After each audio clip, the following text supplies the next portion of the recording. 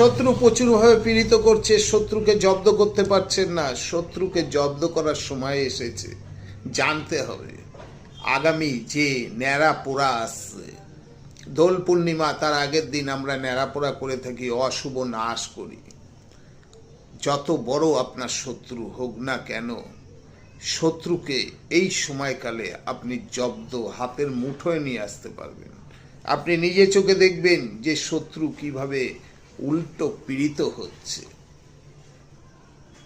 করুন ন্যাড়া পোড়ার দিন আপনি একটি কালো কাপড় নিয়ে নিন, তার মধ্যে কিছুটা তিল দিন, কিছুটা কালো সর্ষে দিন, দিয়ে শত্রুর নাম লিখে দিন। নাম লিখে 3টে লবঙ্গ, 3টে এলাচ, 2টো রসুন দিয়ে দিন, দিয়ে ন্যাড়া পোড়ায় পুড়িয়ে দিন। তারপরে দেখুন খেল, শত্রু দৌড়ে